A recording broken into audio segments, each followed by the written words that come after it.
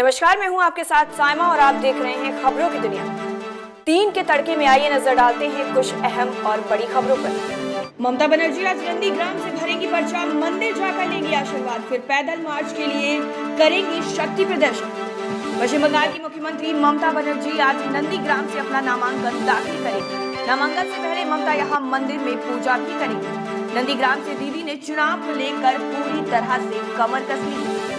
कल ममता नंदीग्राम पहुंची थी। यहाँ उन्होंने बीजेपी पर हमला बोला।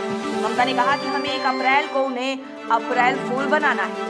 ममता बनर्जी आज अपना नामांकन करने जा रही है। नंदीग्राम के महासंग्राम में ममता बता देना चाहती हैं कि उन्हें हराने का इरादा रखने वालों का हौसला पस्त हो जाएगा। ममता एक बार फिर मंदिर जाने वाली हैं और शिव की आराधना करेंगी। दोपहर में वो हल्दिया में अपना नामांकन पर्चा दाखिल करेंगी। उससे पहले ममता एक छोटी सी पदयात्रा भी करेंगी। इससे पहले मंगलवार को ममता बनर्जी ने नंदीग्राम में अपनी पार्टी कार्यकर्ताओं से मुलाकात भी की थी। उन्होंने खुलासा किया कि नंदीग्राम या सिंगूर से चुनाव लड़ने का इरादा बहुत पहले ही कर लिया था। लगे हाथ वो बीजेपी पर निशाना साधने का मौका भी नहीं छोड़ रही हैं। बीजेपी के हिंदू कार्ड पर ममता बनर्जी ने कहा कि मैं भी हिंदू हूँ और मेरे साथ हिंदू कार्ड मत खेलो। नंदीग्राम का मुकाबला अब दिलचस्प होता जा रहा है। ममता के मुकाबले अब उनके कमांडर माने जाने वाले शुभेंदु अधिकारी बीजेपी के उम्मीदवार हैं। 12 मार्च को शुभेंदु अधिकारी भी अपना पर्चा दाखिल करेंगे। उससे पहले शुभेंदु अधिकारी आज नंदीग्राम में अपने नए कार्यालय का उद्घाटन करने जा रहे हैं और छोटी सी पदयात्रा भी करेंगे।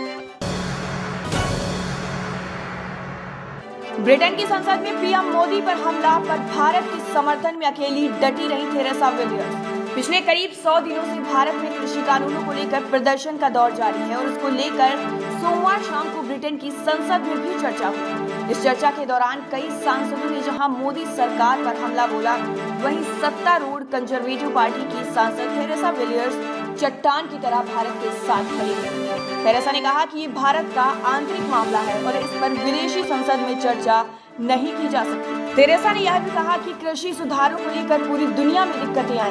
नए कृषि कानूनों को अभी स्थगित कर दिया गया है ताकि व्यापक चर्चा और सलाह की जा सके। उन्होंने कहा, मैं समझती हूँ कि प्रदर्शन कर रहे किसान अपने भविष्य को लेकर असुरक्षित महसूस कर रहे हैं, लेकिन प्रधानमंत्री मोदी की सरकार ने बार बार ये कहा है कि इन सुधारों का मुख्य उद्देश्य ऐसे लोगों की आय बढ़ाना है जो किसानी करते हैं, साथ खेती में निवेश को बढ़ावा देना भी। ब्रिटिश सांसद ने कहा कि मैंने प्रदर्शनकारियों के प्रति प्रतिक्रिया को लेकर जताई गई चिंता के बारे में सुना है, लेकिन जब लाखों लोग प्रदर्शन में शामिल होते हैं और कई महीने तक डेरा डाले रहते हैं, तो कोई भी पुलिस कार्रवाई विवादित घटनाक्रम से बच नहीं सकती। लंदन के पोर्टफोलियो हाउस में 90 मिनट तक चली चर्चा के दौरान कंजर्वेटिव पार्टी के थेरेसा विलियम्स ने साफ कहा कि कृषि भारत का आंतरिक मामला है और उसे लेकर किसी विदेशी संसद में चर्चा नहीं की जानी चाहिए।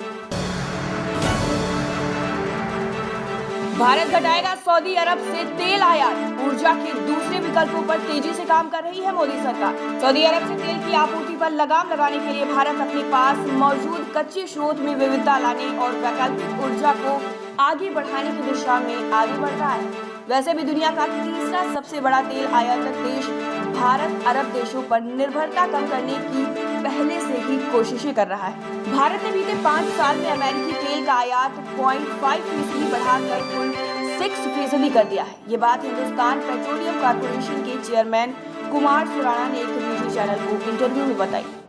केंद्रीय पेट्रोलियम मंत्री धर्मेंद्र प्रधान लगातार तेल निर्यातक देशों के संगठन और अन्य देशों से कच्चे तेल के उत्पादन पर लागू प्रतिबंधों को उठाने और दाम स्थिर रखने के वादे को पूरा करने का आग्रह कर रहे हैं। इससे पिछले सप्ताह सऊदी अरब और रूस के प्रभुत्व वाले गठबंधन ने उत्पादन स्थिर रखने का फैसला किया है। सऊदी में तेल कंपनी पर सोमवार को हुए हमले के बाद कच्चे तेल के दाम साल भर के सर्वोच्च स्तर यानी $71 प्रति बैरल को पार कर गए।